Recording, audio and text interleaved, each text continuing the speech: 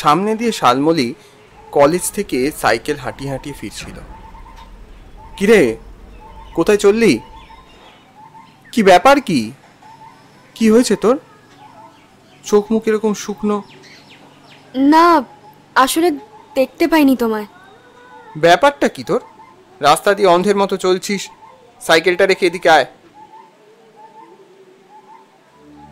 আচ্ছা, তুমি আমায় চিরকাল এইভাবেই ভালোবাসবে তো রুদ্রদা, নাকি বাকিদের মতো ছেড়ে চলে যাবে? হ্যাঁ, তুই তো তাই ভাবিস আমায়। দেখবি একদিন ওটাই সত্যি হয়ে যাবে। আমায় তো তোর একদম বিশ্বাস হয় না, তাই না? না গো, সেটা নয়। আমি তো তোমার এই মিষ্টি রাগটাই দেখতে চাই। তুমি যাতে আমায় আরো কাছে টেনে নাও। কিচ্ছু বোঝো না তুমি, গাধা কোথাকার।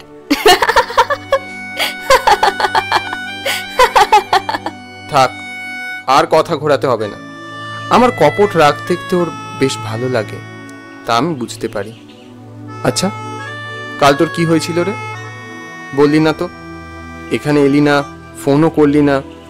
না, আসলে এমনি ভালো লাগে না, মাঝে মধ্যে কেমন মন মরা লাগে। শুধু এমনি একটু একা কতগুলো ভাবনাকে সঙ্গে করে নিয়ে থাকতে ইচ্ছে করে। কেন, আমাকেও বলতে ইচ্ছে করে না তোর? ভেবে দেখিনি তা। ঠিক আছে, বলিস না তাহলে। আমিও কিন্তু আর কিচ্ছু জানাবো না তোকে। কি বলো তো রুদ্রদা, মনে হয় বড় হওয়ার সাথে সাথে জীবন থেকে হাসি আর ভালো লাগাগুলো কেমন যেন উধাও হয়ে যাচ্ছে।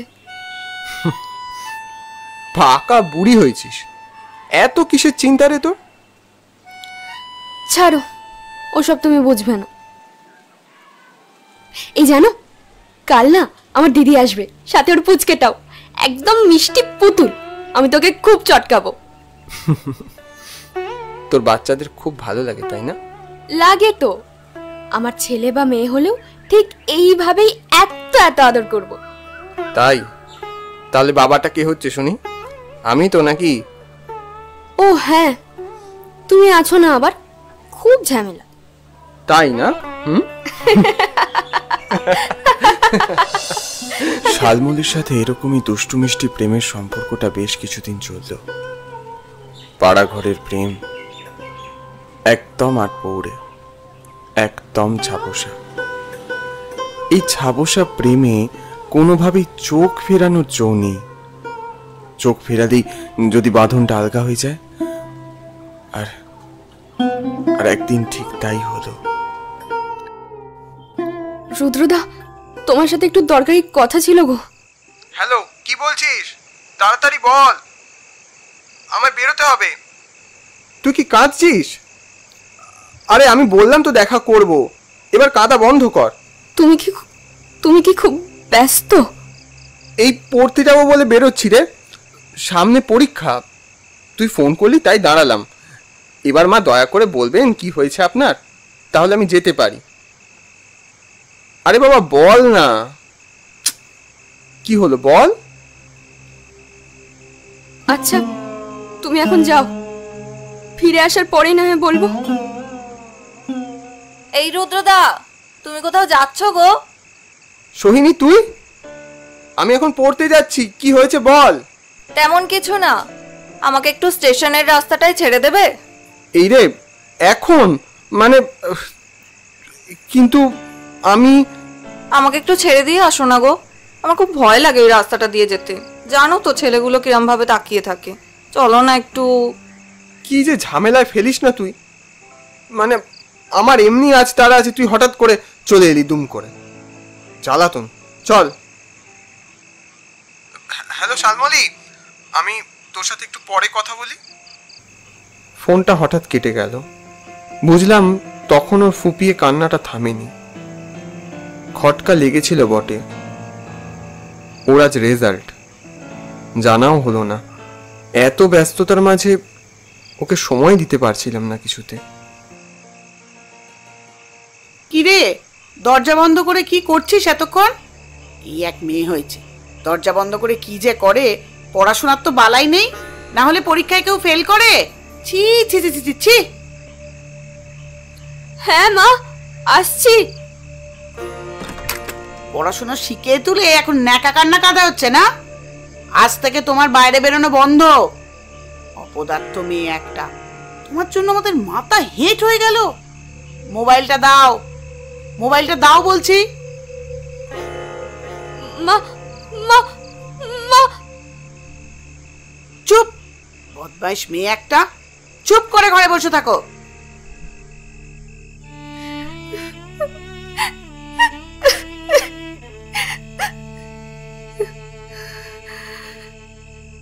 রুদ্রদা আর সোহিনী,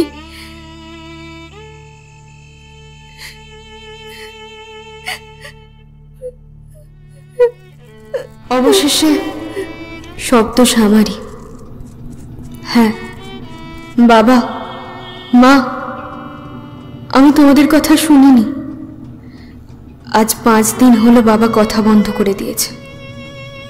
মা, তুমিও তো আর কথা বলো না। হয়তো এসব আমার প্রাপ্যই ছিল।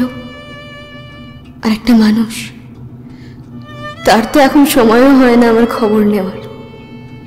বেঁচে আছি না নেই তা জানার প্রয়োজনও নেই। ভাবলে অবাক লাগে, এই মানুষটাকে আমি নিজের থেকেও বেশি ভালোবাসি।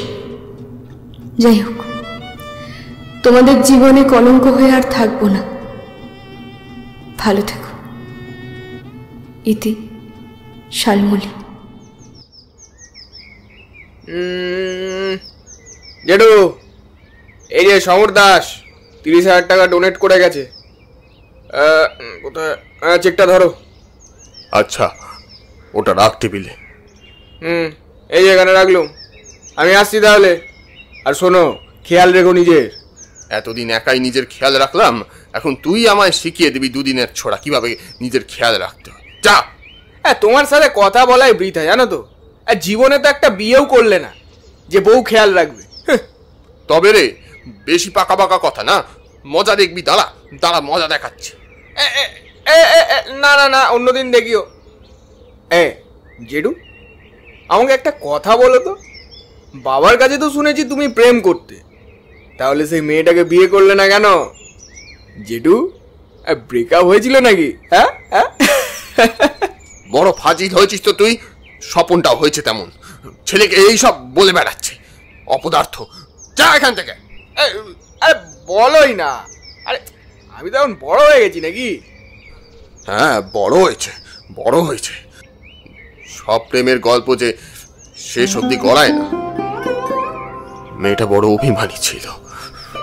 আমি তো তাকে সঠিক পথ দেখাতেই চেয়েছিলাম, কিন্তু কিন্তু আমার পদ্ধতিটা হয়তো ভুল ছিল। হয়তো হয়তো অনেক বড় একটা শূন্যস্থান হয়ে গিয়েছিল।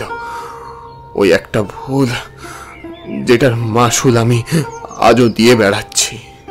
হ্যাঁ জেঠু, সে কোথায় তাহলে? বিয়ে হয়ে গেছে নিশ্চয়ই তার। হ্যাঁ, আর বিয়ে? সে যে আর এই পৃথিবীতেই নেই রে। মেয়েটা বাচ্চাদের খুব ভালোবাসতো, জানিস? কি বলছো? তার মানে তার স্মৃতিতেই তুমি এই অরফানেজটা খুলেছো? ধরে নে কিছুটা তাই। এবার যা তো, আমায় আর বকাসনি। আমার খাওয়ার সময় হলো। এই বিকাশ, কিরে খাবারটা বাড়বি তো নাকি? কতবার করে তোকে বলতে হবে? মিস্টার রুদ্র নারায়ণ গোস্বামী, তুমি বড়ই অদ্ভুত। এই অনাথ আশ্রমে কাজ করতে করতে এতদিনে আমি ঠিকই বুঝেছি। ওই দেখো, চেকটা আবার টেবিলে রেখেই চলে গেল। ও জেঠু, আরে চেকটা নিয়ে যাবে তো, কোথায় গেলে?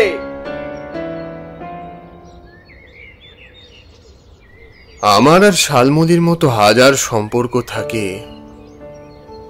যেসব সম্পর্কের পরিণতি শূন্য, গন্তব্য দিশাহীন। তা বলে কি তারা ভালোবাসে না? ওর অস্তিত্বকে আমি আজও প্রতি মুহূর্তে, প্রতিটা ক্ষণে অনুভব করি। আর এই অনাথ আশ্রম শুধু আমার প্রায়শ্চিত্ত নয়, আমাদের নিষ্পাপ ভালোবাসার স্মৃতিসৌধ।